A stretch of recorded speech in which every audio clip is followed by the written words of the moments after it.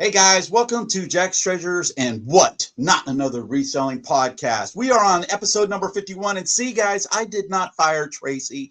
Okay, she is back. She wasn't on episode 50 I wasn't. because we had to take our daughter to work and had some other obligations that we had to do. But we are back, guys. This is our show where we talk about the live side of reselling. We don't edit because I'm really lazy. We don't do any filters because who cares? And no fluff. We try to keep it raw, real, and uncut. Okay. No sugarcoating here, guys. I'm going to try to give you honest conversation and the real truth about live reselling.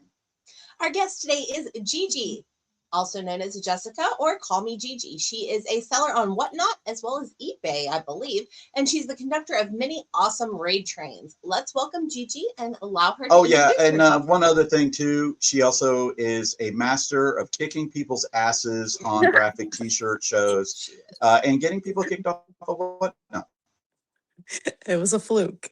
which she didn't do, by the way. That's just me making stuff up. Hello, Yeah. hello. I think it was goat throat. Yeah, it might have been. But it wasn't my fault. I got it from Hanger. So Well, there you go, right there. we're gonna blame Oh, her. and introduce yourself, Gigi. So Yeah. I am my given name is Jessica. Nobody knows me by that name. Everybody calls me Gigi, so hence the name Call Me Gigi. I started reselling probably about 3 years ago. It looked like fun. I had a shopping problem and I had a lot of stuff I needed to get rid of. So I started on Whatnot and now I'm mostly an eBay seller. Okay. Oh, And wow. that's my Okay. little journey. I'm So new to are the you a game. full-time reseller? I am not. No, I do work a full-time job. Oh, wow. Okay. So I only Wow. do And she this had part enough time. time to break. She had enough time, guys, to take and spend with us. I appreciate that. And we I Do. definitely did. I have appreciate that. all the respect in the world for anybody trying to balance the two because We did it. we've done it in the past and it Oh, is a challenge for sure. yeah. Yeah, it's What's your hard. biggest live selling pet peeve? And don't hold back. Um, People who are really slow. It's a personal preference. Um, I'm sorry to anybody who takes their time and goes really slow. I have uh, I have focus issues, so I need things that are like super fast, like go go go go go. As y'all know from the couple of I don't like to call them raid trains because I never wanted to do raid trains, but the battles and the Mm. showdowns that I've done are always super fast paced.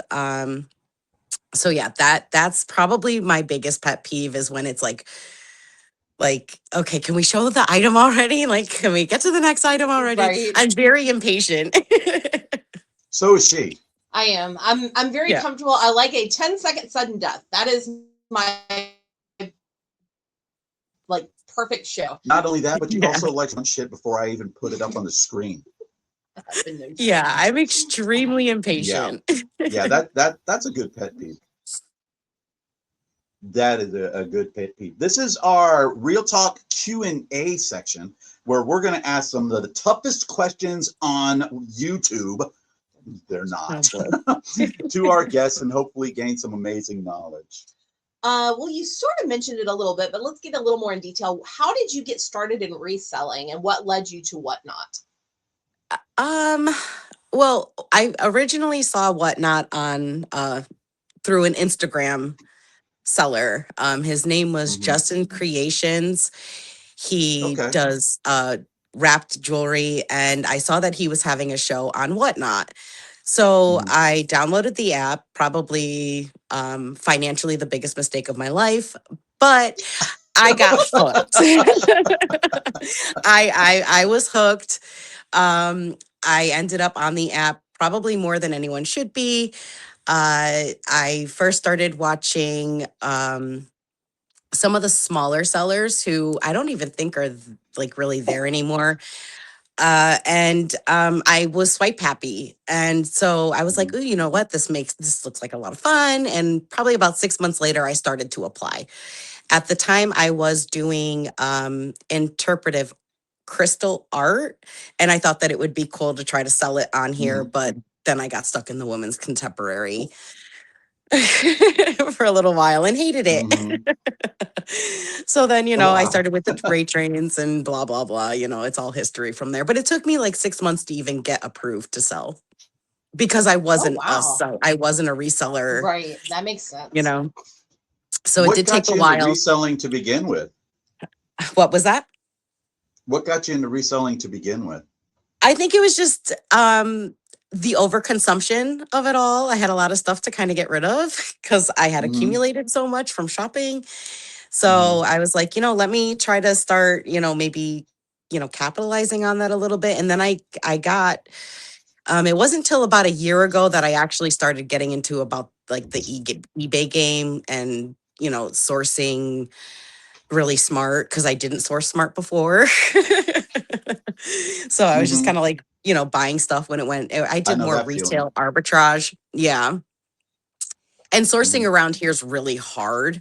There's not like a lot of like wholesalers around or anything like that. So it's been a journey. It's been a journey, but it's, I've only been at it for like 2.5, 3 years. So Mhm. we're still learning You're the always ropes. going to be growing and learning. I mean, I've been Yeah. doing it for decades at this point, and I still learn stuff every day. Yeah. I mean, it's incredible. Yeah, same here. And you'll learn about sourcing. The best way to learn about sourcing is through sourcing. Yeah. Is You'll find exactly. out what's the good stuff, what's the bad stuff. You won't always hit a home run, but you try to at least put the ball in play or whatever it may be. You and your Uh, baseball I know. analogy. I was into it yesterday too. I did our whole whatnot show on a baseball analogy. Crazy. What was the very first thing that you sold live, If you remember. if you remember? Oh, it had to have been it was on Poshmark, actually. The Okay. first time I ever went live was on Poshmark. It wasn't until I went live on Poshmark that I got approved to sell on Whatnot. So after I did that one show, it took about 2 days for Whatnot to say, "Hey, you're approved. Come sell with us." So it was clothing. It was clothes. I sold, Okay. Okay. I think I sold like 8 or 10 items that first show on Poshmark. Right. Hmm. And I've never done live on Poshmark again What after. has been the most Oh, really? Nope, nope, never did it What's been again. the most rewarding moment you've ever experienced while live selling? And don't say beating Jack's treasures in a graphic tee I battle. mean, No, I will edit that shit out. that was epic. That was fun. I mean, I've been in other t-shirt battles and I lost miserably, so it was a lot of fun to get, at least one To win. destroy Um us. Because by the way, guys, I will just let you know it wasn't even close. It was. Okay, it was I could have close. held up a $300 shirt. I was going to lose to Goat Throat, and that was I just have to one of them. say It was what was the other one? Do you remember? The beaver, the licking beaver it was it one. was the beaver.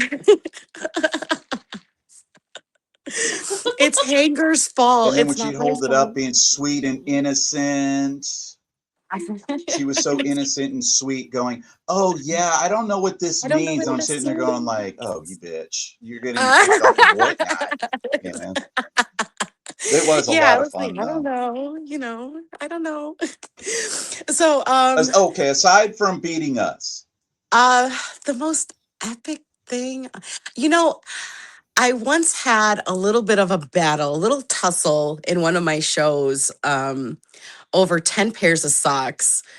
It was a lot of fun. The socks went for over $200. Oh my Um, gosh. I think it was just, two people who just really wanted those socks. It was actually, I think it was more, I don't know. I don't know what it was.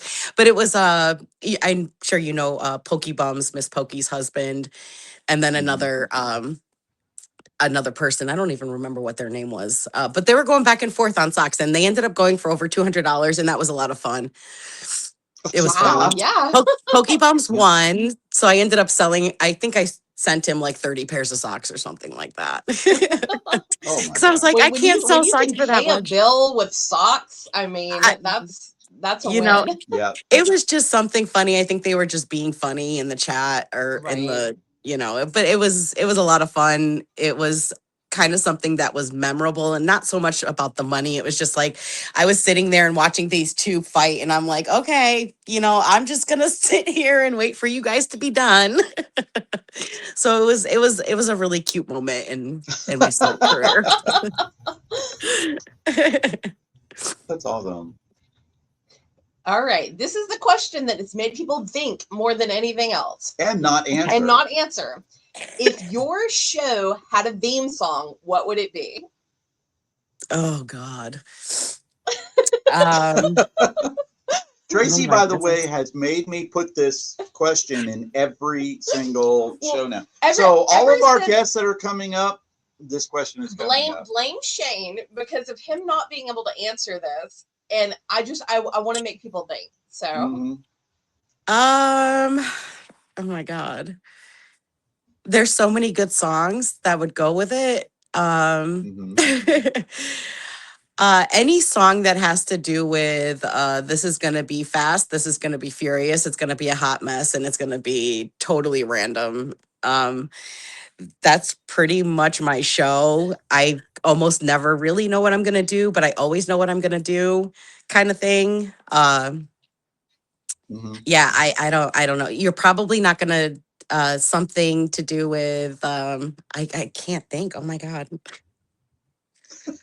The only song that's coming to my head right now is Fireball, but the only reason why that's like coming it. but the only reason why it's coming to my head is because I associate that with Hanger, and it's the only song that ever comes to my head whenever I think of Whatnot now, Right. Well, because Well, I I've like heard it. it I like so many it. times over. I like But it. it's definitely not my theme song. It's not mine.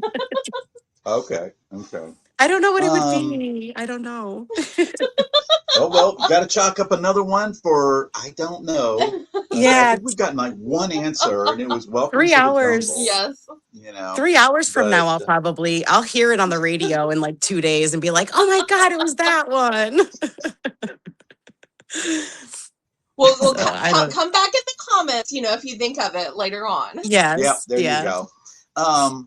Now, guys, if y'all don't know, Callmegigi has started an event where she gets about 5 to 7 sellers, and they do an hour-long show and try to sell the most amount of items as they possibly can.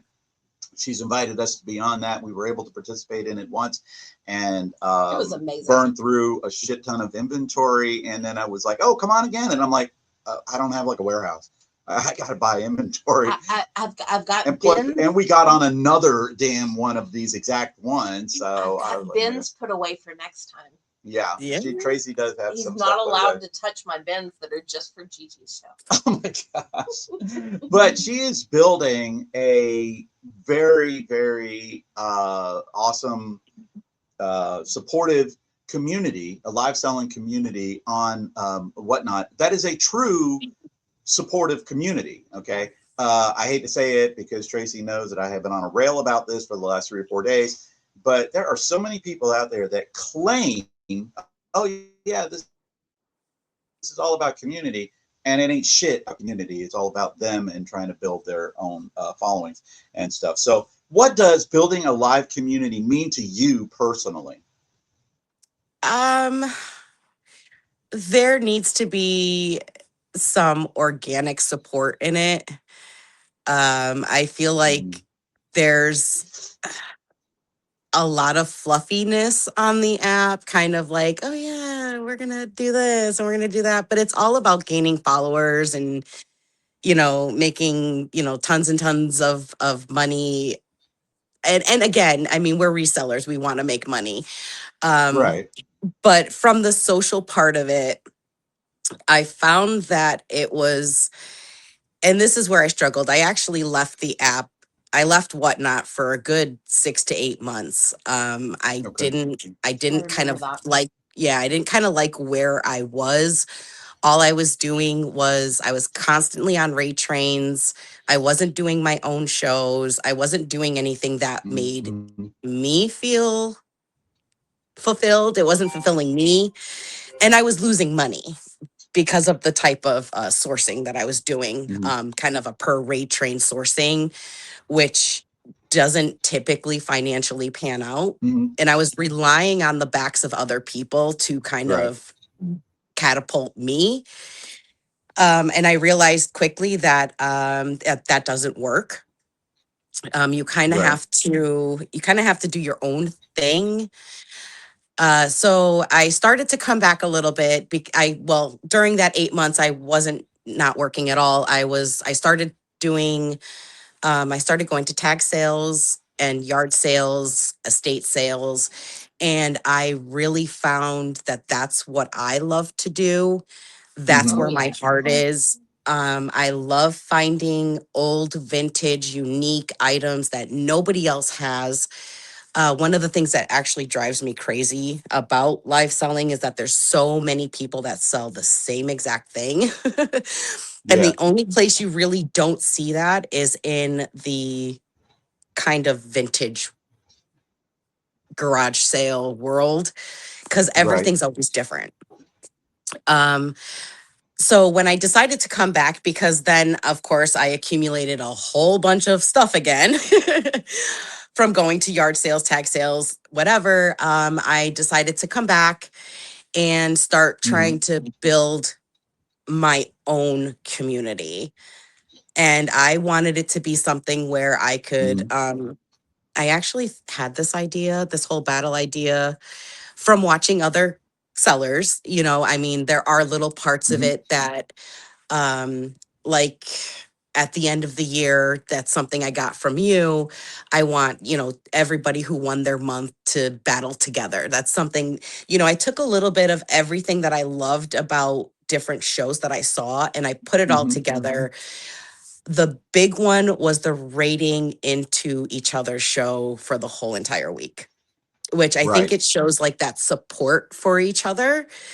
And Right. then there is a chat that's kind of off to the side where everybody's building everybody up, so it's one of those things where I wanted it to be, if you want to be a part of this, you have to be a part of this, with everybody involved. And so that's where Right. that Agreed. kind of that stemmed from. And that was something that again, little pieces of different shows, different trains I've been on, and kind of taking a little bit of everything I love and, Right. grouping it into one big battle.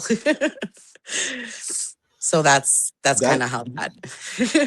I love that because that's building an organic, truly supportive community. Mhm. And there are so many people that are doing that, that are really, really good people that are doing that, and they're overshadowed by these Uh-huh. other people that say, "Oh yeah, I'm very, very supportive" and stuff like that. And they have a room of 300, and they seem to always raid into another huge seller as Yeah. opposed to being supportive with other people.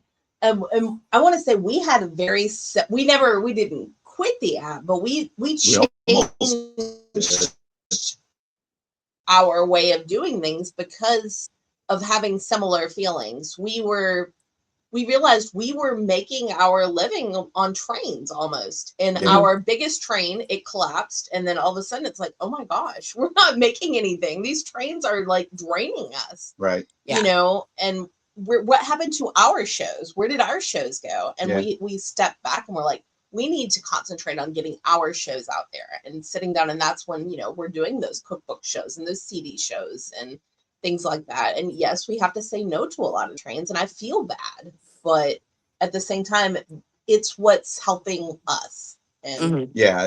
There's a few events and trains that we will do, of course, Hangar 909, because when we love it's fun. Diana and it's fun, and it's not shows. See, due for you to do a raid train, you have to have an objective.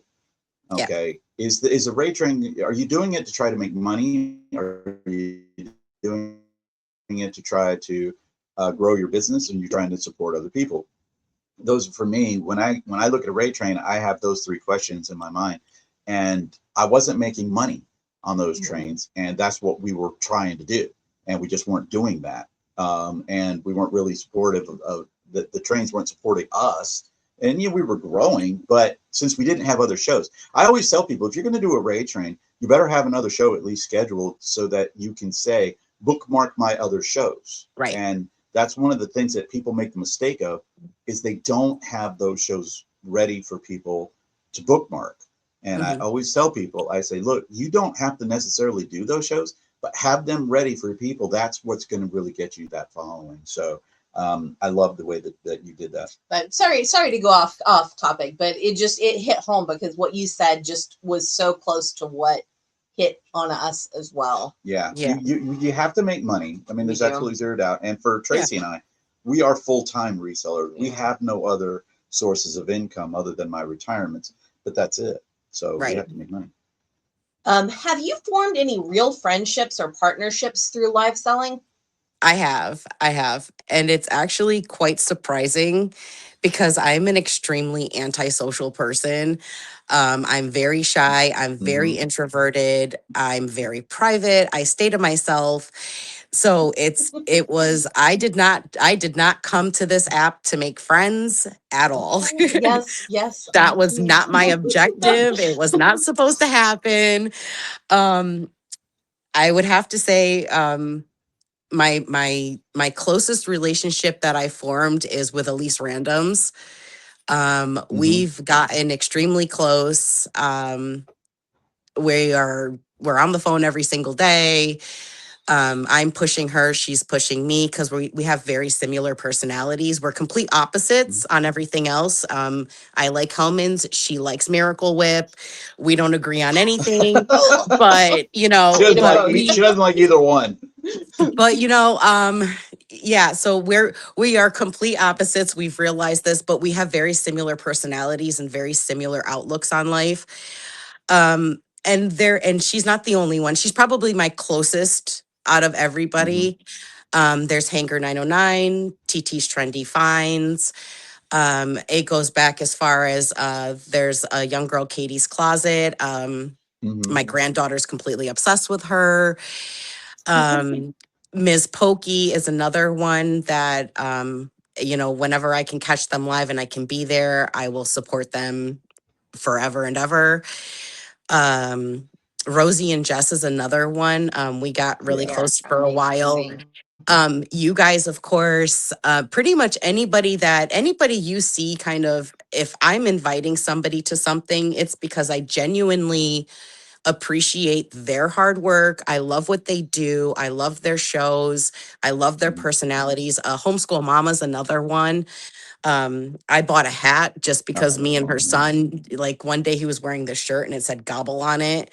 And so like every time I see him, I'm like, gobble, gobble. So I bought a hat that says gobble. You know what I mean? Like it's these little things. They're so dumb, but they're the little things that, I never expected that to come from this, but it did. And Right. I appreciate it because I'm a very kind of, um, in my real life off the app, I'm very kind of to myself. I stay to myself and I do Mhm. nothing.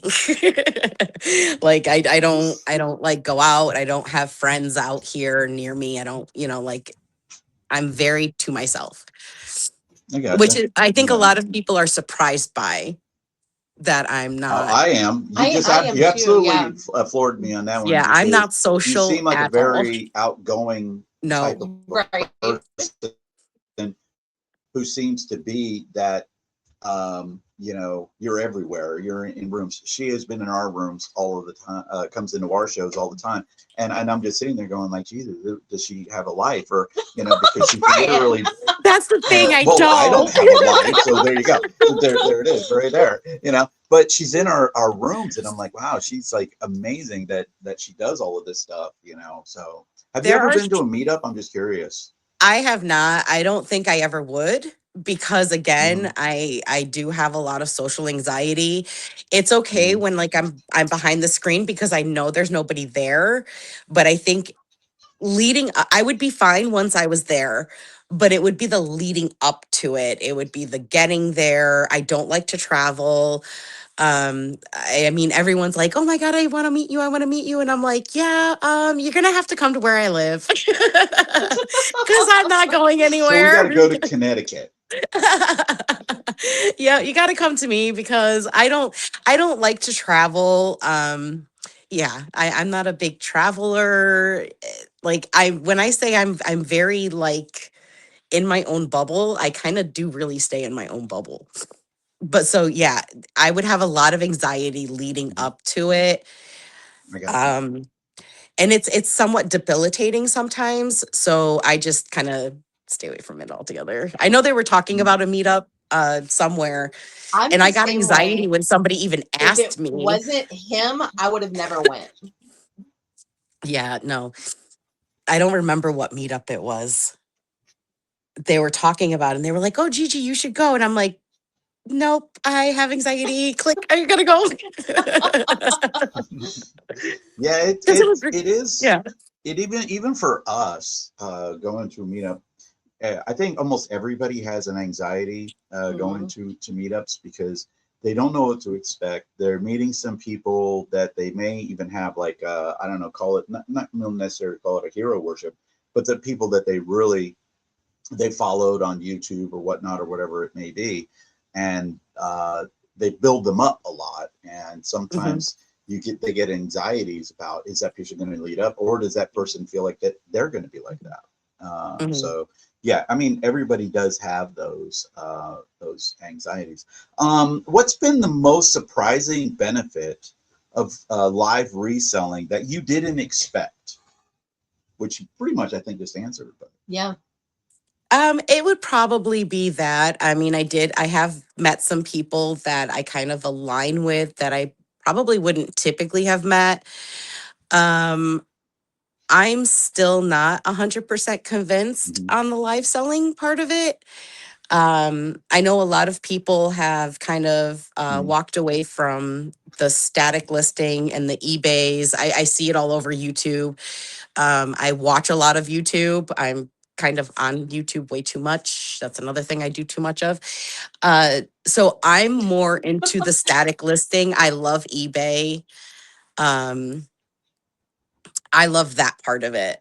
I think, but again, it's because I think I have that little bit of social anxiety. Like, if Mhm. I'm doing a live, am I going to say something dumb? Am I going to run out of things to Now say? you are You talking know, to me here on how do I hold a this. conversation? So it's like it's all of these weird Mars. little things that I still to this day don't really like going live. I kind of push myself to do it. It's very out of character for me. It's extremely Gotcha. out of character. Are you going to ask the question? Well, who are some of the people you enjoy watching on YouTube? Um, I actually watch a lot of anti-MLM content and Oh my gosh, commentary. yeah, I've actually watched a lot of that myself. Cece Suarez is one that kind of pops up in my head. Swoop is another one. I did, if it's related to reselling, I definitely watch you guys. I love your guys' content. I actually learn a lot from it. Um, Thank you. Awesome. I learned a lot from Philly Flipper in his Oh, earlier thank you. days. Um, Watching kind of his, Done. like, when he was going out to tax sales and stuff, it kind of gave me that little boost of confidence to kind of try it and do it. And I actually, it was watching his Mhm. videos. Um, who else do I watch? I don't really watch too much reselling content because I feel like sometimes it's a little overwhelming. Mhm. All of the Mhm. information. There is a gentleman I watch that only sells on eBay. He has his own app called Flipwise. I can't remember his like YouTube handle. Mhm. But his content's really good. So I mean, like, I catch a, but mostly I watch commentary and anti-MLM stuff.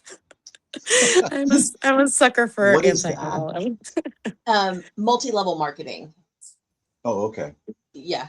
What is that? We'll talk about it. Thank you. It's a It's a whole whole thing. it's a It's whole actually rabbit what hole. it's funny because that's actually what we're going to be talking about next I week. watch a lot of the overconsumption videos. That too, yeah. The I, influencers going crazy that's kind of been stuff. my latest rattles. Yeah, yeah. I watch music.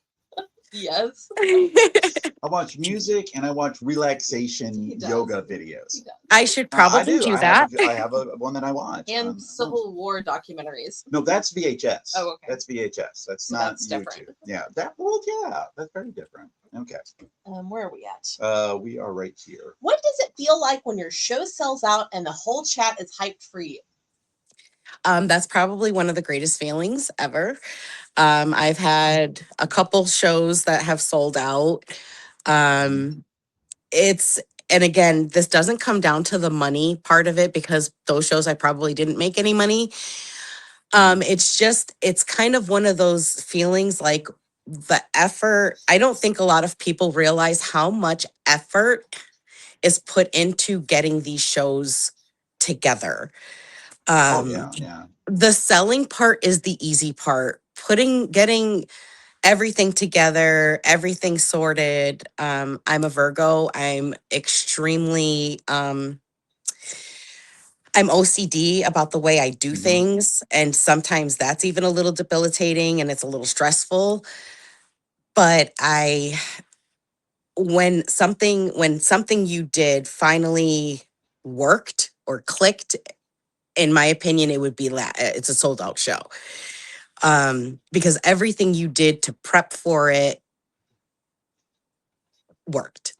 You brought something for everybody. Right. Everybody was, so it's a great feeling knowing that, the hours and hours and hours that you put into that 1 30-minute show or 1 hour show or whatever the case may be. It was to me, that's successful. Selling out is a success. Again, Yeah. it's not, for me, it's not as I don't much think we've about, done it yet. yeah. I mean, and this is another thing about the sell all battle. Um, it's rewarding to know that, in an hour show, you can sell 200, 300, 400. I'm waiting for someone to hit 500 items in an hour. Might be hanger tonight. I mean, I'm wouldn't surprise me. hoping. Yeah. I'm drinking extra caffeine today just to stay up for it. Yeah, me too. I was on the edge of my seat watching Elise yesterday. She put a lot into that. I mean, I was on the phone with her when she was prepping her show. I mean, she's again, that's that kind of reward. You know what I mean? Like, that all the time and energy, the sourcing you put into it, it paid off. I mean, it paid off for her. It really did in a big way. I mean, she sold 422 items in an hour, which is, I mean, it's crazy. Hanger's done 440, but yeah. I mean, that's hanger. That's a whole different. You can't compare yourself to her. You can only compare yourself to yourself. Right. Exactly. Yeah, well, exactly. we actually have that question. So yeah, yes, right there. Okay. So, what's been your proudest milestone on Whatnot so far? I think the sell all battle. Again, I'm a very socially awkward person. I like to kind of stay to myself. I've always said I would never, ever, ever do a raid train. That was the one thing I said I would never, ever, host a raid train? ever. Is that what you said? Yeah, I would never do one. I would never coordinate one. That's not what I like to do. But again, I found something, in my opinion, that it needed to kind of be done. I mean, there's all kinds of fast trains. There's bracket battles, there's showdowns, there's all kinds of things. There's trains where people raid into other people. And again, this was just, I was like, you know what? I want a train where you can sell basically whatever you want. My only thing is that you have to raid and support each seller each night. And that was the only requirement, really. I mean, just sell as long or for the whole hour, as much as you can in an hour. And again, it's a good way to kind of get rid of that stale inventory that we all have. We all have inventory that's sitting and stale, especially, you know, me from doing eBay. I have, you know, jeez, the eBay thing. I have over 1,300 items listed on eBay.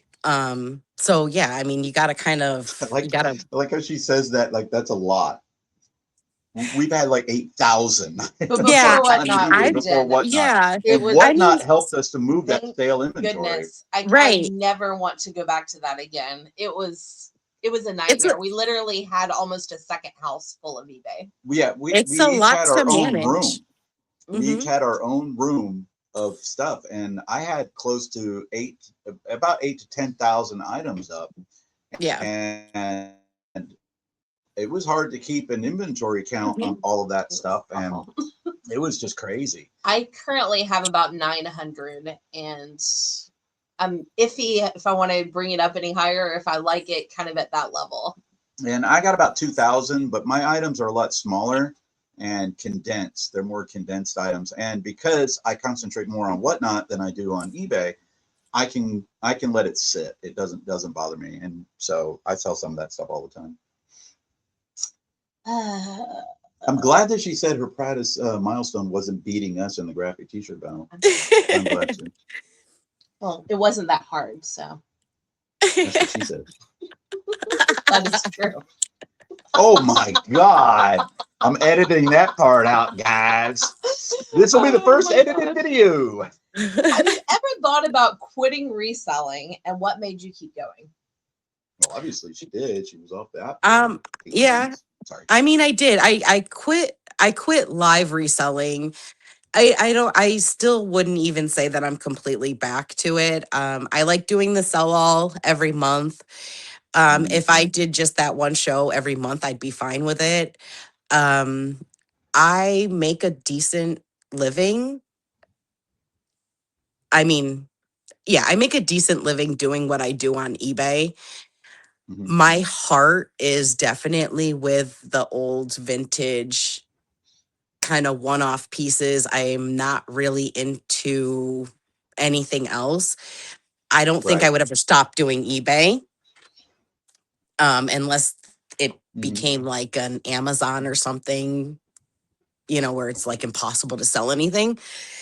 But I think that if, Right. We know that you know, feeling. if I can't go to tag sales and I can't, you know, and again, because I'm so socially, because I have kind of that social debilitation, you know, going to the tag Mhm. sales, the yard sales, the estate sales, it kind of pushes me to get out into the world and kind of intermingle with strangers. So it's Mhm. also good for, you know, my mental health. So that would be the only thing if I couldn't sell on eBay, that would probably live selling. Mm, you know, I Right. it's there. You I know a sound lot so of much people like like, me when I talk yeah, about Whatnot. That is I'm exactly like, how I talk about it. He yeah, I'm loves like, it now. He yeah, he loves it. Okay, now let's clarify. I I love it love too. what I do, and I love my part of reselling, but there's so much shit on live selling right now that drives me insane. When I see some people selling Temu items, and I see people selling obvious fakes, and I see them getting away with it, and people giving away cars and doing all of that, that Mr. Yeah. Beast stuff just, it was like, dude, all to me, and I don't know, we've talked about it, Tracy and I have talked about it. It seems like the amount of trolls on Whatnot has increased exponentially Um, since that Super Bowl big show. I mean, We're we getting had one of our trolls shows in all the little time. 10-person shows all Yeah, the time now. I know, and I'm looking at Tracy and I'm going, did these people not know that they need to go into a big show to be? They're going to be a good troll. I mean, you don't go into a 10-person show and do that. But you know, I love live reselling because I was a teacher, and that's performing, and so mhm. that's what I do when I do the live selling, and I'm able to balance out the eBay, which to me is boring. And I do it because we need the income, but it's to me it's boring. and I can't just keep doing that. And we did it. We did it for a long, long I time. love it. And we almost quit Whatnot. We were very, very close to quitting Whatnot. How has live selling changed your income compared to traditional reselling methods? I don't think it has. Um, I started live reselling before I started doing eBay. So I was live reselling for much longer. I've been live reselling longer than I have been on eBay. I've only been on eBay. Um, September will be my third year.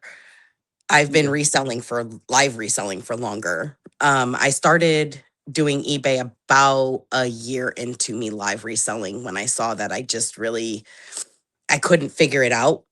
I didn't have Right. kind of I couldn't figure out how to make money doing it.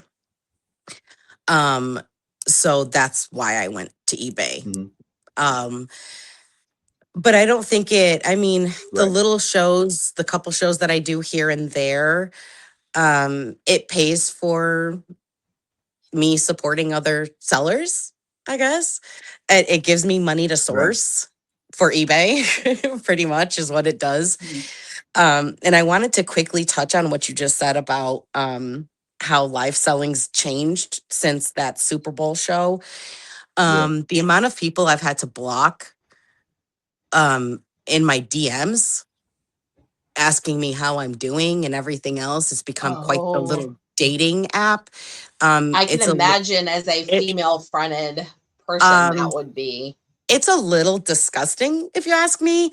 It's a little also Agreed. disheartening to every time you see a little message pop up. It's like, hey, how are you? Hey, how are you? And I'm like, what is going on? It kind of Heard reminds me that. of when TikTok first started back in 2020 when it really got good.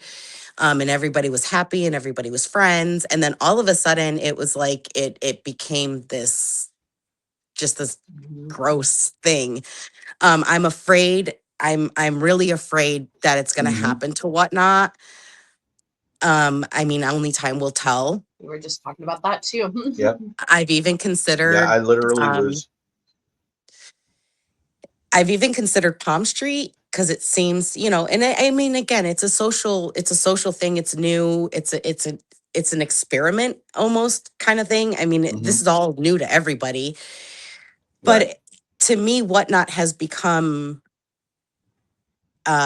flooded with liquidation and wholesale.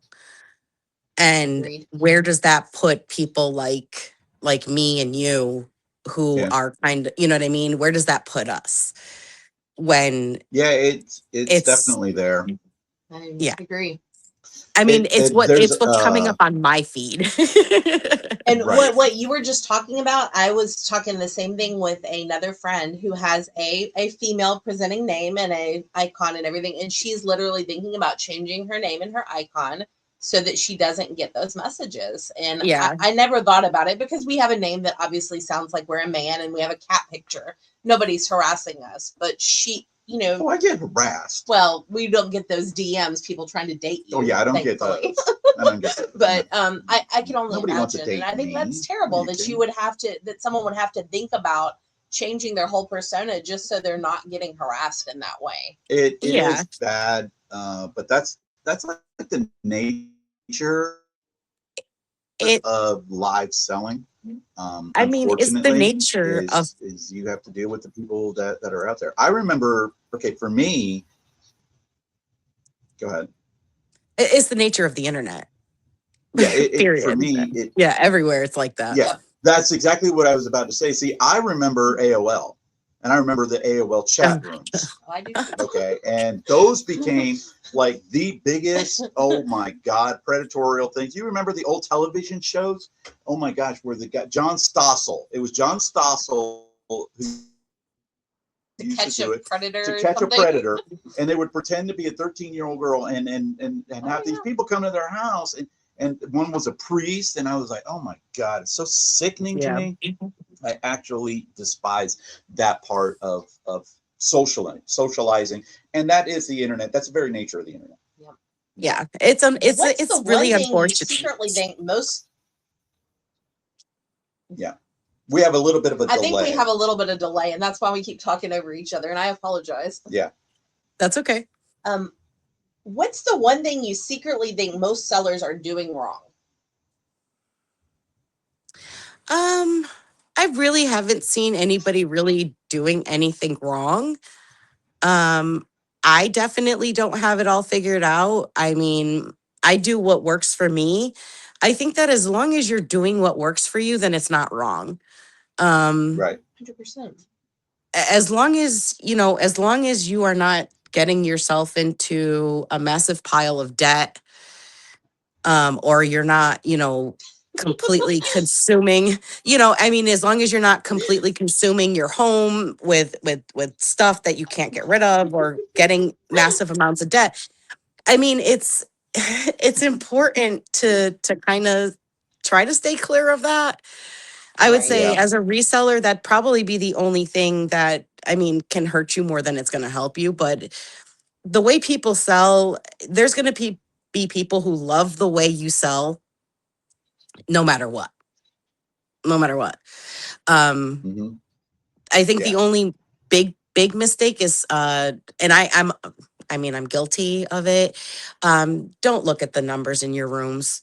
Because that number really doesn't matter. You could have 3 people in your room and sell out a show. You can have 5,000 Yeah. people Absolutely. in your room and not sell a thing.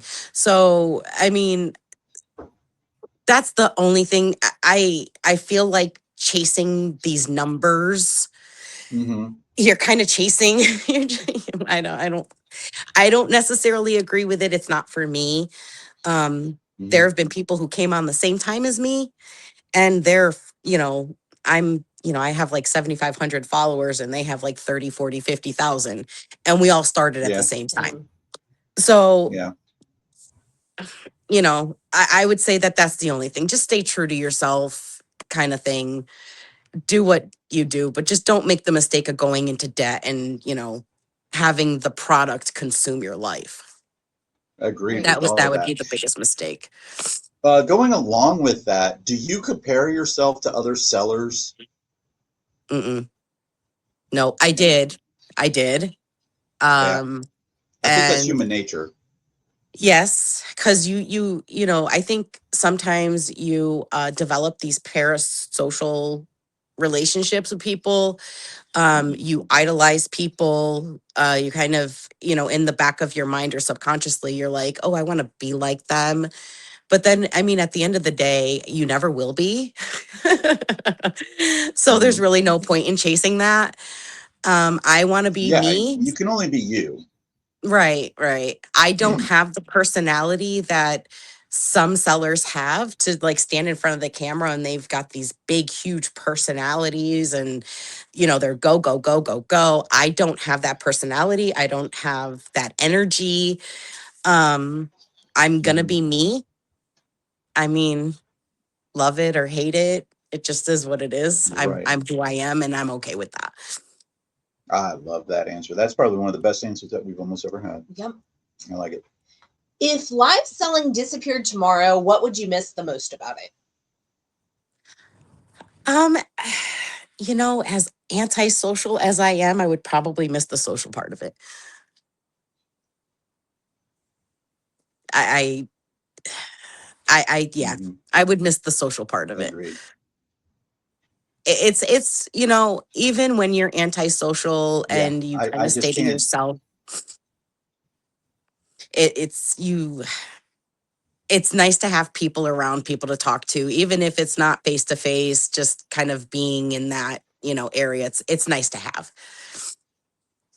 Agreed. Yeah. Agreed. I think that's amazing. I mean, I couldn't imagine not being able to see Hanger 909 or seeing Lauren and Josiah, Yeah. because they live. I mean, obviously, we live in Atlanta. Hanger's in California, and they're in Indiana, close to Orange Illinois. Science in So Indiana, yeah. you're in Connecticut. So it really brings everybody closer together who are physically far apart. Mm-hmm. Right. So I like that part about it. What advice would you give someone thinking about going live for the first time? Mm. Um,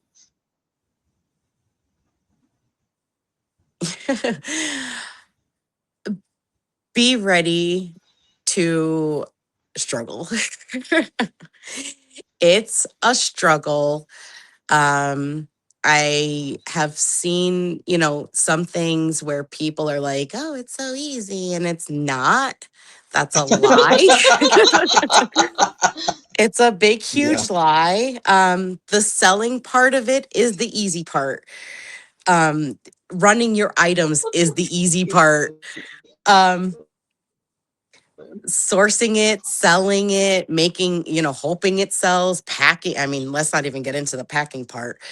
Um, it's not easy. So be Yeah. prepared to work. It's a lot of work. Absolutely. I agree with all of that. Well, that was our real talk Q&A portion of our show. Next is what's up. And guys, this is breaking news. Literally just happened this week. Okay. eBay and Etsy have entered into agreement for eBay to acquire Depop for about, you ready for this? 1.2 billion in cash. Oh my Okay. God. In cash. All right. 1.2 billion eBay is giving to Etsy to purchase Depop.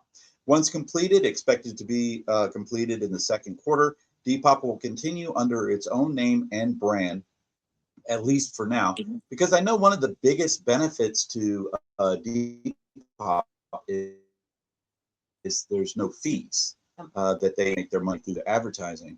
And everybody knows with eBay, they're fee happy. Okay. So we'll see what ends up happening with that. Our question for you is, have you ever sold or purchased things on Depop? I hate Depop. Okay. I don't like Okay. I don't like Depop at all.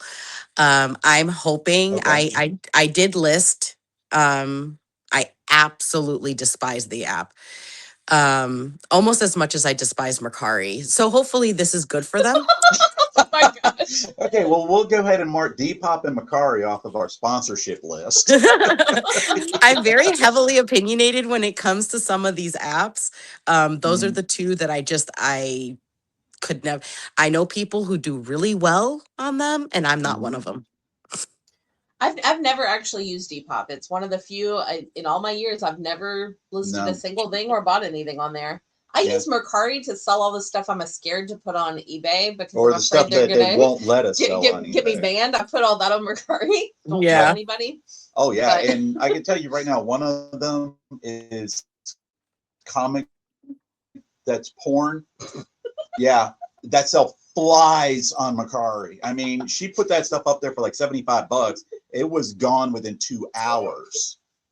but Yeah. yes, that's what Mercari is for me, is where I put all of my stuff that I'm afraid will get me kicked off eBay. Now, I want to ask you a little follow up to that. Have you ever been to the app of the District Marketplace?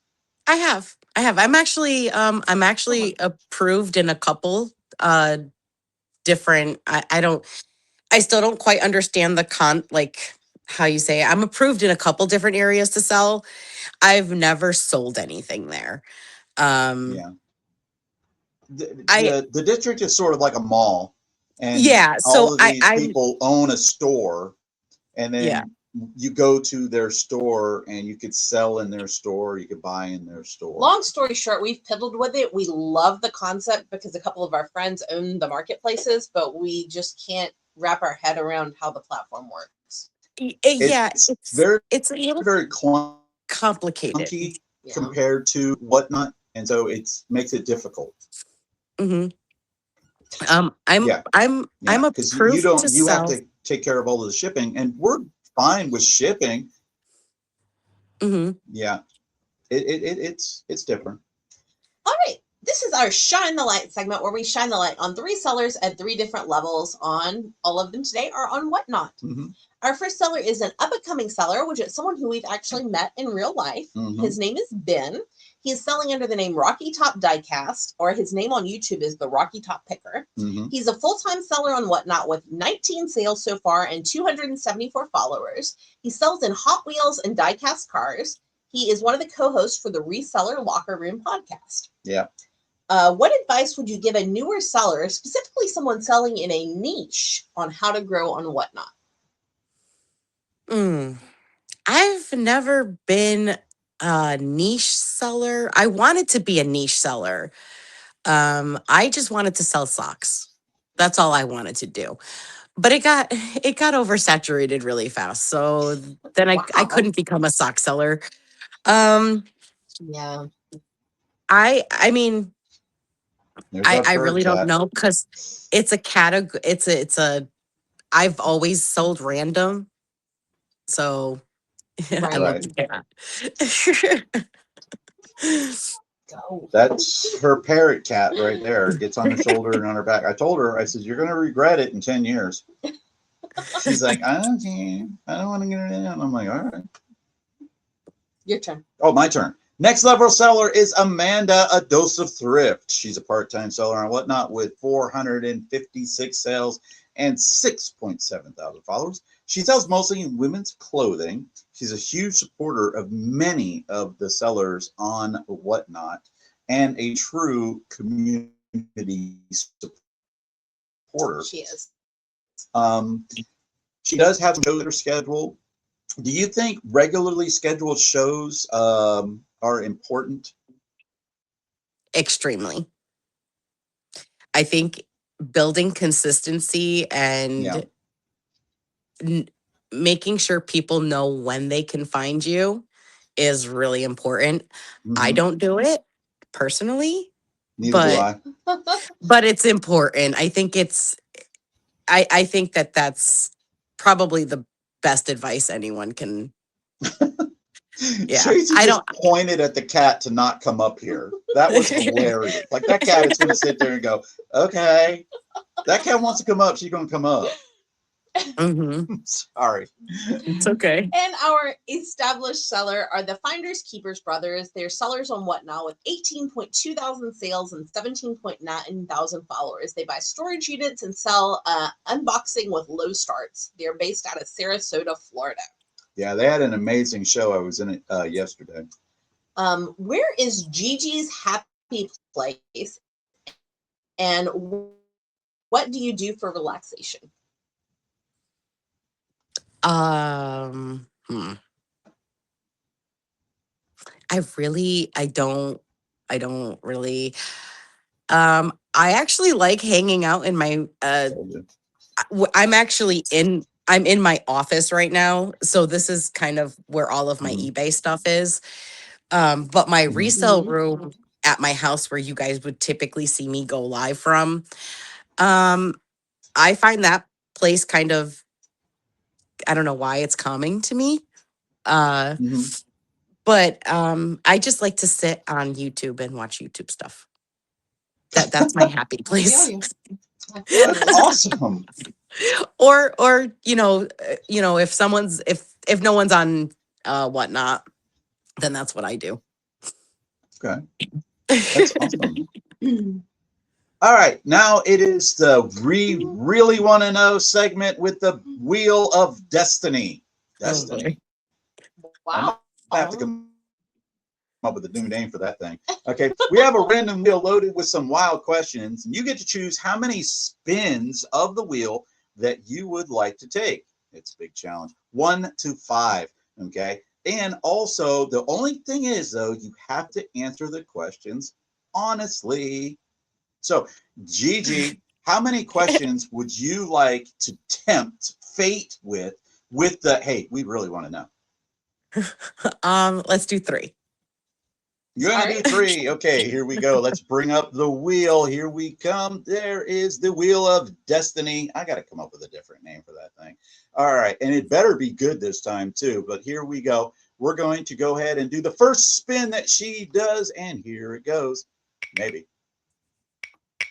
It is spinning. It is spinning and glitching and spinning and glitching and spinning and glitching. What do we got? Who in your reseller circle would roast you the hardest and why? I found out that Brian wrote this question wrong, and it says "ho" in your Oh. Everybody can would see roast that. you the hardest and You why. did not have to say it that way. Horrible. You are absolutely horrible. I had who would um you the most and the hardest, and why? It would probably be Elise Randoms. I can see that. I can She, definitely see that. I think that if we did a roasting train, she would probably be the one to roast me the hardest. And it would all be out of love. Of course. I'm really enjoying her a lot. I have always seen her in trains and things, but I've never really spent a lot of time in her rooms until the coming in your speed thing. Mhm. And I really like her. She's got a great personality. Yeah, She very really much so. does. I agree with that. All right, with spin number 2, and it better not be the same question. I think I removed it. Okay, there it goes. Man, my computer is glitchy today. Let's see if we get another hoe question. You get to ask that one. Have you ever panicked when something sold for way less than you wanted? And what did your face do? Yeah. um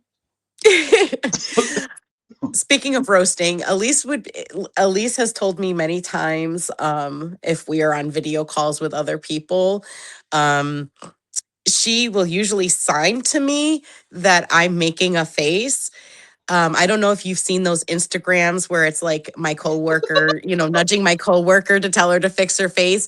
That's me. I'm that person. I wear my emotions on my face.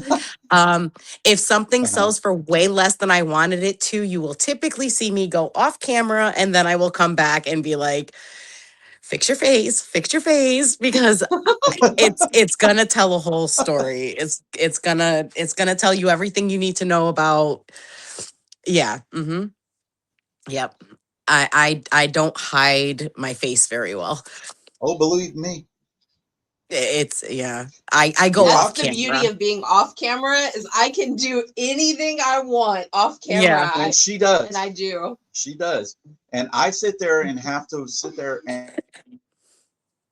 and say, wow, that was That one was the best. $1. And I was like, you've got to be kidding me. But Yeah. the best You know? will be when you sell something really cheap for a lot, and then I'm Yeah. over there celebrating. It's like, we sold a Squishmallow for $17, and I'm like over there partying, Yeah. and he's just like, good pickup. And I'm sitting here thinking to myself, this is what happened. This happened actually yesterday. We ran a cookbook for $1 and it doesn't sell. And Mhm. then, I don't know what was it. Wasn't even like 3 minutes You got a later. pre-bid. It's get a pre-bid. So I go ahead and I grab it and I put up the pre-bid. And not only did it sell for more than the $1, it sold for like $5. And I was like, what the hell? I Mhm. said, okay, well, works for me. Yeah, but I definitely know what Crazy. you're talking about and stuff. And Yeah. it is definitely hard to do that one. All right, this is spin number 3. Here we go. Spin number 3 with my glitchy computer. I don't know why it's glitching today. Hope we're still recording. It is still, it says Yeah, it says we recording. Yep, that'll be you. No, that's you. No, this is me. What's the cringiest phrase you've ever used to hype up a bid? Oh my God. Hold on.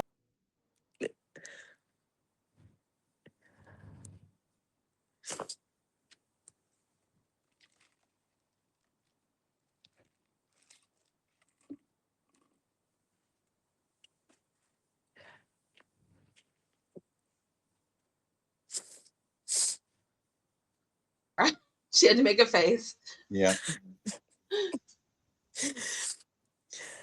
Okay. I don't think I ever have said anything cringy. If I did, I don't remember. Okay, yeah. All right. Okay, Right. so This is the if one I who said did, something about goat throat Nothing cringy. and the beaver licking. There was Not- another not one. There crin- was not 3. cringy at all. There were Not 3 cringy. of those. And before each one of those, she says, I really don't know what this means. And I'm sitting there going like, I'm not sure. I mean, I'm cringing. I will I tell can- you don't know that.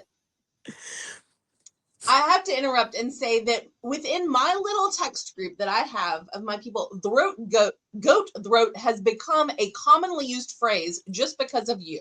Yep. All Oh my of you, goat throat gets dropped at least once a day. For All of me, you.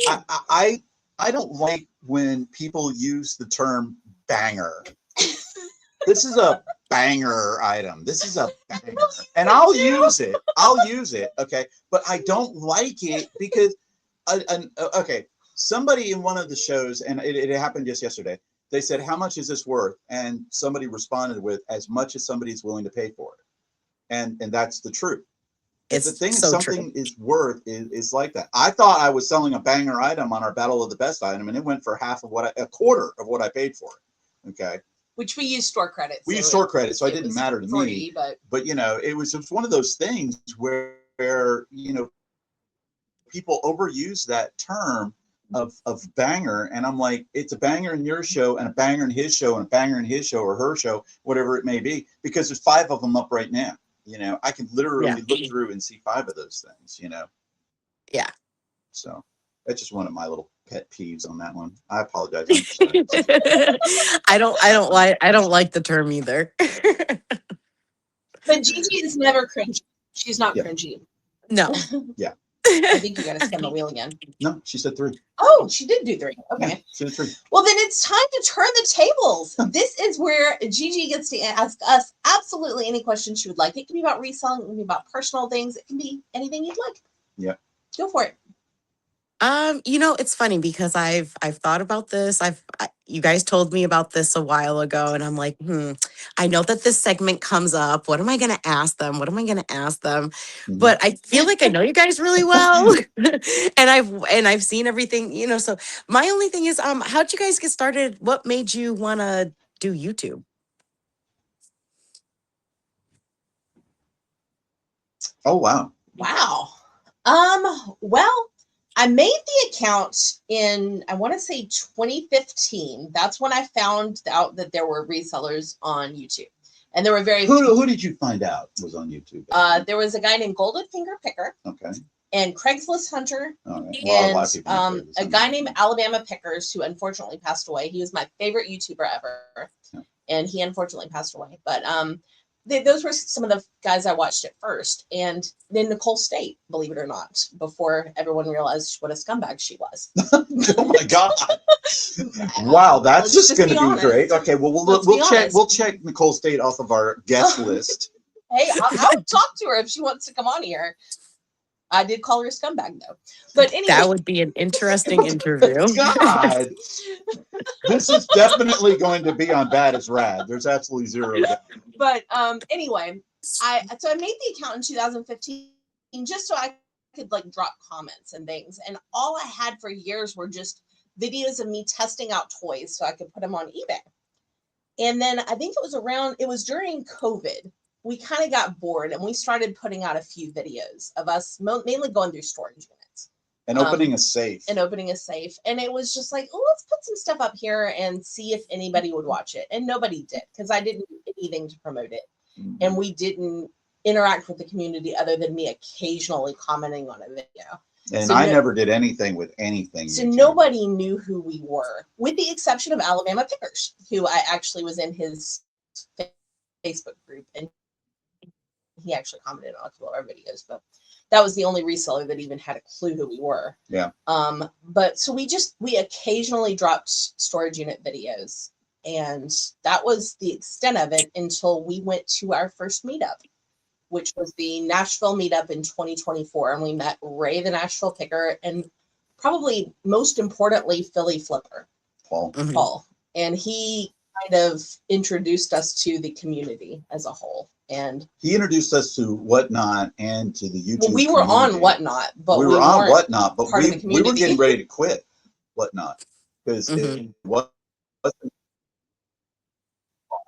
wasn't profitable for us. And it was the breakdown that we did. We were saying, okay, well, we make, I don't know, let's say just for simplicity, we make $50 an hour doing eBay. And Whatnot, we were making like $5 an hour or something, yeah, something like that, just for simplicity purposes. So we were like, nah, this isn't for us and stuff like that. And what we were having a little bit of fun, but then he gave us some advice and helped us and gave us that push that we needed. and that's what did that. And then what happened was is we really started to ramp up YouTube because of two people, which one of them is going to be our guest next week, Yep. which is Corey from Grams and Pops Vintage. But Corey and Ken had a podcast called what did they call that second podcast after they did the clickbait and they renamed it? I remember it was so short-lived. Yeah, it really was. It was talking about having a Side hustles second or something. Side hustle. And I said, well, I don't want to do a second side hustle, but they put out a challenge to everybody to do that and try to make $100.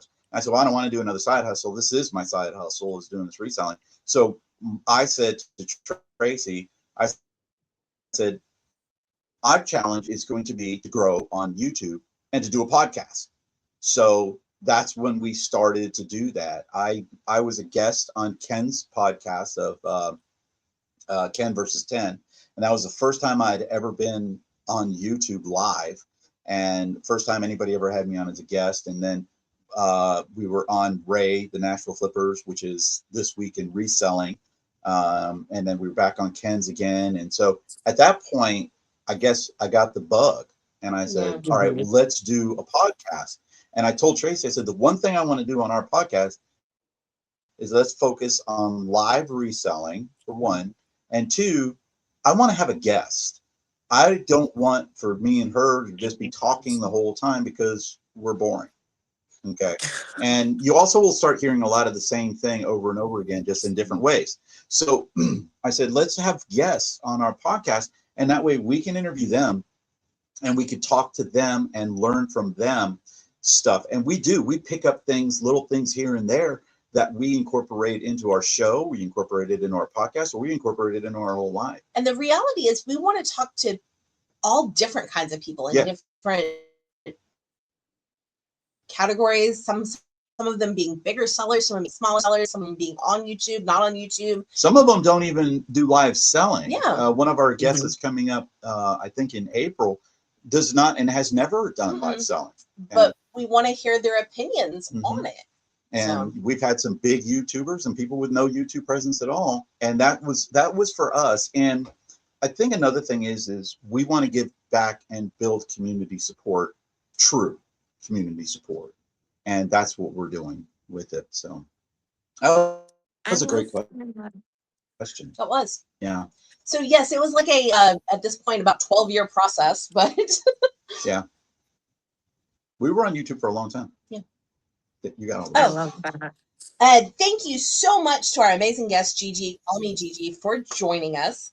Next week, we are going to be chatting with a repeat guest who is Corey from Grams and Pops Vintage. Because it's our 1 year anniversary of this podcast. Yay! We have put out an episode every single week, which if you know us being consistent on anything is a friggin' miracle. So I think we deserve to celebrate that. You do. Thank you. I think that, I know. We definitely, when we put this out, we had no idea that people were going to even want to be on it because we didn't have any following. So we said, well, let's just go ahead and put it out there and have a little bit of fun for ourselves.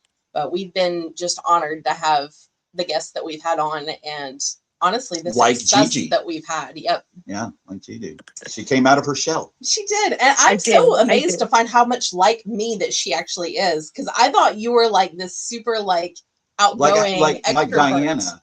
I really did. I'm nothing. Nothing like oh Hanger. Gosh, she's like me.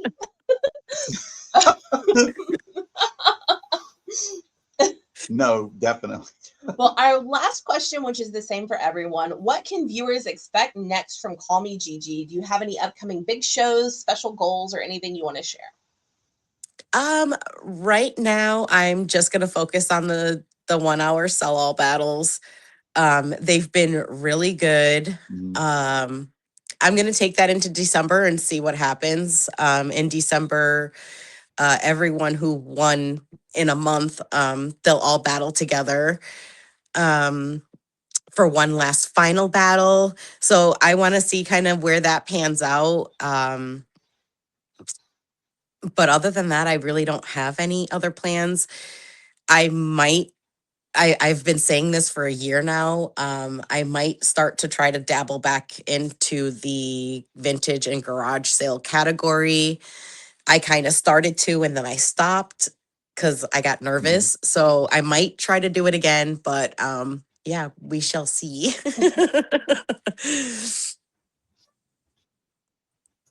That is awesome. Yep. Well, thank you everybody for watching, and we hope you enjoyed the video. Make sure you follow Callmegigi on Whatnot. She's over there. Over there. I don't know. She's over there for when me. we record, and then she's over there when we put it out. Well, wherever she is, make sure you give her a follow because follows are free. Yep. We hope you enjoyed the video. Help us out with Stop Soldier Suicide and the Naughty Cat Cafe. The links are below, and don't forget to like, share, and subscribe. And guys, we will be posting links to everybody's that we spotlighted today, including Callmegigi. And if she sends me her eBay, I will link to her eBay down below so you can check out her store over there. There is one thing also wanted to mention. We are having Corey from Grams and Pops Vintage tomorrow or next week. But they are getting ready to do the Planes to Profit meetup. Is March 27th in Omaha, Nebraska. You can check out the website because there are tickets still available. And I am going to put a link there down below for that. We went last year. We were not able to go this year just because of logistics. And we just don't have that time and availability to get over to there this year. But it is something for y'all all to check out. If you're in the Midwest area, it is definitely worth the trip. Yeah. So definitely check out the links below, guys. Pete from Jack's Treasures and Callmegigi. Bye.